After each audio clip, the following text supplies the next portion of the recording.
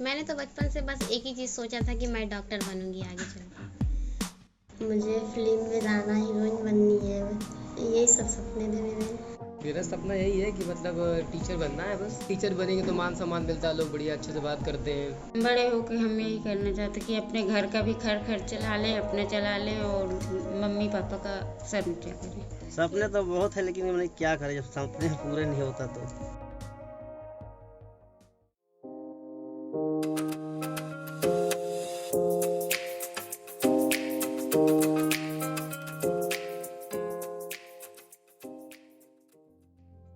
सपने देखने का हक हम सबको है और सबके अपने अपने बड़े बड़े सपने होते हैं। लेकिन क्या सबके सपने पूरे हो पाते हैं?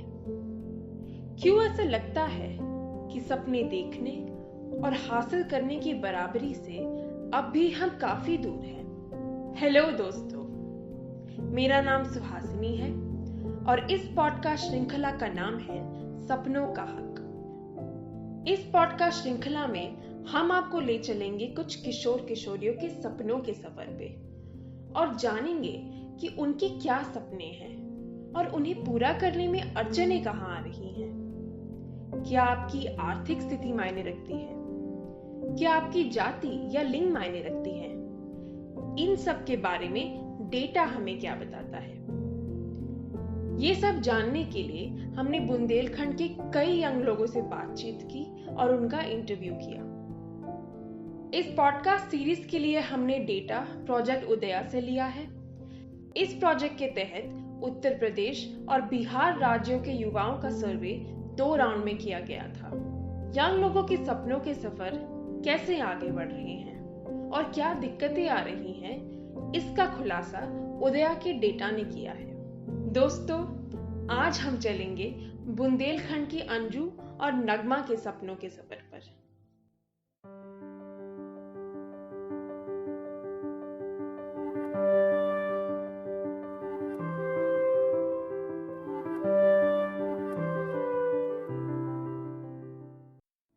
चित्रकूट उत्तर प्रदेश के बुंदेलखंड क्षेत्र का एक पिछड़ा इलाका है जिसका हेडक्वार्टर करवी में पड़ता है। इस क्षेत्र का सबसे बड़ा और सबसे गरीब मोहल्ला लक्ष्मणपुरी है, जहां अनौपचारिक काम करने वाले मेहनतकश लोग रहते हैं। इसी मोहल्ले में रहती है 18 साल की अंजू। अंजू बीएससी की पढ़ाई कर रही है और अपने स्कूल की टॉपर रह चुकी है। पढ़ने और कुछ बनने की उम्मीद रखती है। अपनी क्लास में टॉप किया था मैंने, बहुत अच्छा महसूस हुआ था। सभी लोगों ने तारीफ की, अच्छा लगा। फिर स्कूल से फ़ोन आए, सभी टीचरों का उन लोगों ने बुलाया, सम्मान दिया। मैंने बहुत चीज़ों में पार्टिसिपेट किया है। मैं फर्स्ट सेकंड प्राइज पाए हैं बहुत मैंने। लेकिन जो खुशी मुझे जब मैंने हाई स्कूल किया वो मिली, वो मुझे पहले नहीं मिली। उदया का डेटा भी अंजू की आकांक्षाओं को बयां करता है। डेटा के मुताबिक 15 से 19 साल के यंग लोगों में 80% ग्रेजुएशन डिग्री करने या प्रोफेशनल डिग्री करने की आकांक्षा रखते हैं। लड़कियां ज्यादातर पढ़ाई और लड़के करियर बनाने की आकांक्षा रखते हैं। अंजू एक दलित परिवार से है। उसके पापा राजू जूते की दुकान चलाते थे। पिछले साल के लॉकडाउन में वो आर्थिक मार झेल नहीं पाए और हार्ट अटैक से उनकी मौत हो गई। अंजू की मां रामप्यारी डोमेस्टिक वर्कर है। पिछले साल उनका भी काम काफी ठप हुआ था। बचपन में अंजू का सपना था कि वो डॉक्टर बने। जैसे जैसे उम्र बढ़ती गई और परिवार की आर्थिक स्थिति कमजोर हुई, अंजू के सपने भी बदलते गए। अब अंजू बच्चों को ट्यूशन पढ़ाकर कुछ पैसे कमाती है और उसका भाई कभी कभी दुकान चलाता है। इससे घर का खर्च चलता है। अंजू की 2 बहनें भी हैं जिनकी पढ़ाई शादी के बाद रुक गई। लेकिन अंजू निराश नहीं है। वो तो एक प्लान फेल होने पर दूसरा बनाती है, दूसरा नहीं तो तीसरा भी। मैंने तो बचपन से बस एक ही चीज़ सोचा था कि मैं डॉक्टर बनूंगी आगे चल। पर लेकिन जब पापा एक्सपायर हो गए तो फैमिली वालों ने साथ नहीं दिया। उन्होंने तो बस सीधे बोल दिया कि अब पढ़ाई नहीं करना, इंटर कर लिया, इसकी शादी कर दो। पर मम्मी ने उनसे लड़ाई झगड़ा करके मेरा एडमिशन करवा दिया। पर जो चीज़ मुझे करना था, मेडिकल कॉलेज में एडमिशन लेना था, वो आर्थिक समस्या पड़ गई तो नहीं किया, तो मैंने बीएससी ही कर लिया। अभी भी सोचती हूँ कि शायद कोशिश करूँगी कि मेडिकल कॉलेज में एडमिशन ले लूँ। फॉर्म निकलते रहते हैं, मैं डालती हूँ, पर अभी किसी में नाम नहीं आया है। अभी सोच रही हूँ कि टीचिंग लाइन में चली जाऊँ, क्योंकि मेडिकल में हो ही नहीं रहा है, तो टीचिंग लाइन के लिए सोच रही हूँ। तो होगा तो अब BLED का फॉर्म डालूँगी, उसके लिए तैयारी करूँगी। अगर वो हो जाता है तो अच्छी बात है, नहीं फिर वो भी नहीं होगा तो फिर कुछ और आगे सोचूँगी, क्योंकि घर वाले कोई साथ ही नहीं दे रहे। हम अकेले मम्मी थोड़ी ना कर पाएंगी। मैंने अभी फॉर्म डाला था, उसमें हो गया कि बच्चों को पढ़ाना है अपने ही ब्लॉक से, पर वहाँ से फ़ोन ही नहीं आया। कर तो बहुत कोशिश रहे हैं, लेकिन कुछ हो नहीं पा रहा है। एक तरफ अंजू जैसी लड़कियां हैं जो आसमान को छूने वाले सपने देख रही हैं, लेकिन आर्थिक स्थिति की वजह से पीछे हट रही हैं, तो दूसरी तरफ नगमा जैसी लड़कियां भी हैं जिनको सपने देखने का मौका तक नहीं मिल पा रहा है। और अगर वो सपने बुनने की हिम्मत करती भी है तो चोरी छिपे, किसी को बिना बताए। नगमा भी 18 वर्ष की है। उसकी पढ़ाई 10वीं कक्षा के बाद छूट गई। लगातार पलायन की वजह से नगमा अच्छे से स्कूल नहीं जा पाई। नगमा के पापा दिल्ली और हरियाणा के कपड़ों के कारखाने में काम करते थे। अब नगमा के 3 भाई भी उसके पापा की तरह दिल्ली में गारमेंट वर्कर है, जबकि नगमा और उसकी माँ जुगनू करवी में किराए के मकान में रहते हैं और माँ मजदूरी करती है। अब नगमा अपने मकान की 4 दीवारी में कैद होकर घर का काम और सिलाई का काम करती है। पढ़ाई तो फ़िलहाल मेरी छूट गई है, मैंने छोड़ दी पढ़ाई, अब नहीं, खाली यही हाई स्कूल करी हूँ बस।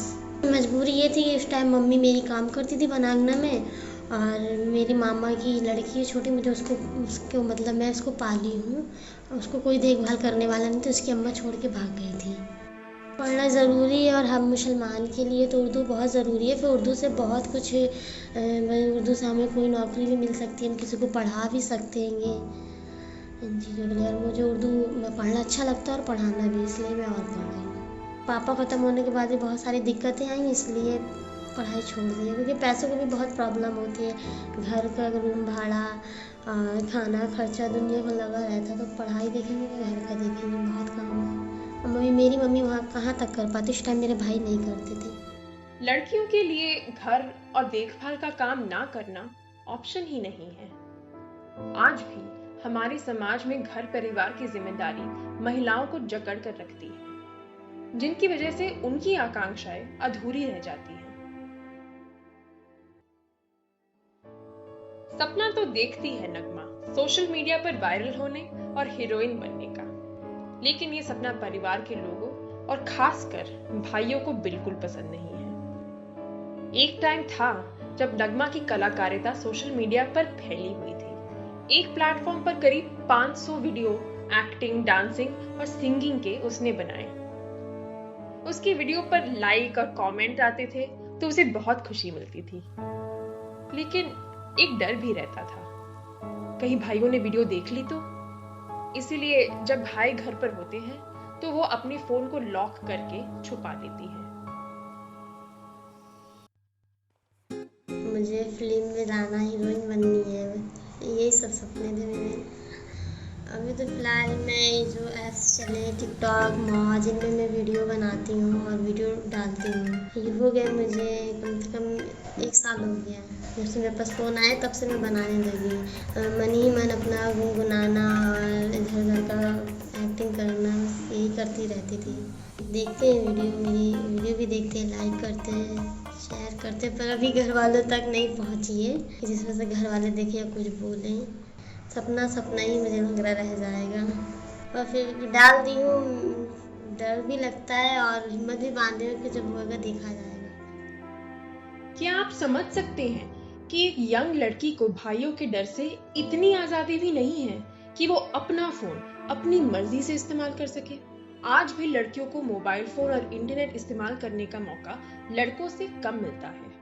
उदया डेटा के मुताबिक यूपी में 15 से 19 साल के 87% लड़कों के पास अपना मोबाइल फोन था, जबकि सिर्फ 33% लड़कियों के पास खुद का मोबाइल फोन था। अगर इंटरनेट के उपयोग के आंकड़े भी देखें तो उसमें भी लड़के लड़कियों से बहुत आगे हैं। ज्यादातर यंग लोग, चाहे लड़के हो या लड़कियां, बातचीत करने के लिए मोबाइल का यूज तो जरूर करते हैं, लेकिन खुद का फोन होना और फोन के माध्यम से सोशल मीडिया तक पहुंचना ये अभी भी लड़कियों के लिए आसान नहीं है। नगमा की कमाई से परिवार की आर्थिक स्थिति में सुधार तो था, पर समाज और मोहल्ले वाले की रोक टोक परिवार वाले सह नहीं पाए और उसके भाइयों ने उसका जॉब छुड़वा दिया। कपड़ों की सेलिंग करती थी मैं, ज़्यादा दिन नहीं करी, कम से कम ये 7-8 महीने करी बस। भाई मना कर दिया तो फिर छोड़ दी, नहीं करी। क्योंकि किसी चीज़ का रोग नहीं है, पर उनको कमाना नहीं चाहिए। लोग बोले 3 भाई है करते तो भी, इसलिए मैं नहीं करी। महिलाओं के लाइफ में काम और आराम में पुरुषों का दबाव कितना ज्यादा होता है। नगमा तो अभी भी चाहती है कि घर के बाहर निकले, जॉब करे। नगमा अब भी हीरोइन बनना चाहती है और इसलिए कभी कभी वो अपने मुंबई में रहने वाले रिश्तेदार से बात भी करती है, जो खुद हीरो बनने की कोशिश कर रहा है। जहां नगमा परिवार से छुपकर फोन का यूज करती है, वहीं अंजू के लिए तो फोन अनिवार्य बन चुका है। कॉलेज की पढ़ाई तो ऑनलाइन ही चल रही है, लेकिन सोशल मीडिया के एक्सेस में अंजू के परिवार से भी रोक टोक है। अब अगर सोशल मीडिया पर पोस्ट डालेगी तो लोगों के कमेंट भी आएंगे। ये बात उसके घर वालों को पसंद नहीं, इसीलिए सोशल मीडिया पर मना ही है।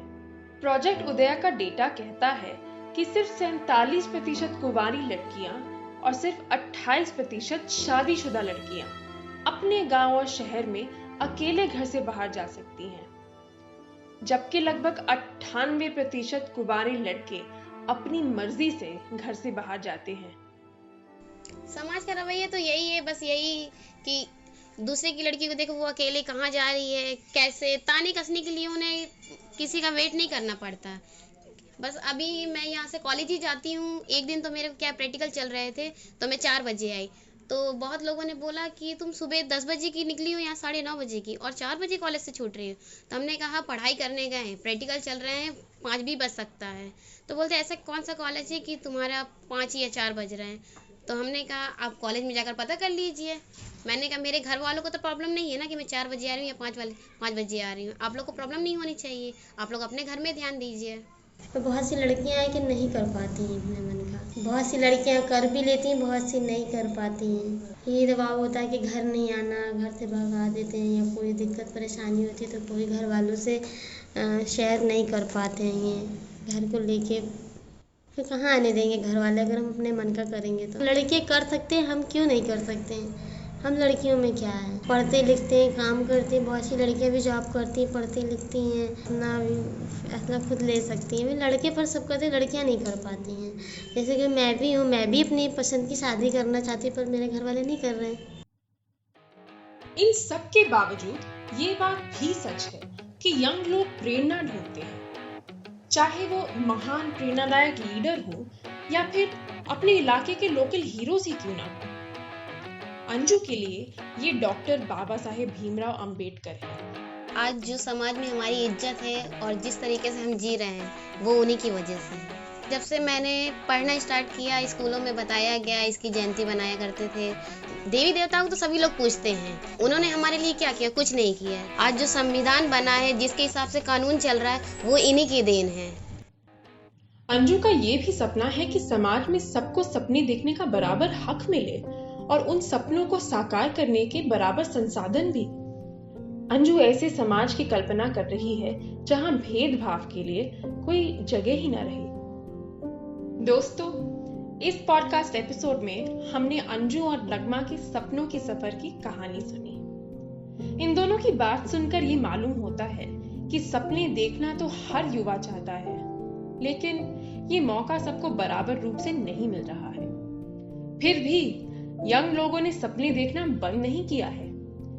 नगमा शायद हीरोइन ना बने, मगर उसने नए सपने देखना शुरू कर दिया है। अब वो उर्दू भाषा की टीचर बनना चाहती है। वहीं अंजू ने भी अपना हौसला नहीं छोड़ा है, वो अपना सपना पूरा करके रहेगी।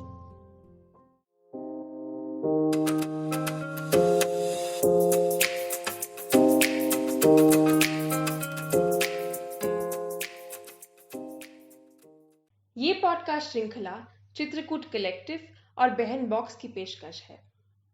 ये पॉडकास्ट पॉपुलेशन काउंसिल के ग्रांट से संभव हुआ है।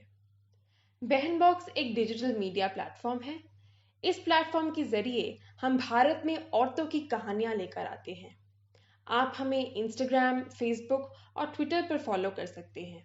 हमारा हैंडल है @बहनबॉक्स। चित्रकूट कलेक्टिव नारीवादी रिसर्च का काम करती है, खासकर महिला मुद्दों पर। आप हमें फेसबुक, इंस्टाग्राम और पिक स्टोरी पर @चित्रकूट कलेक्टिव पर फॉलो कर सकते हैं।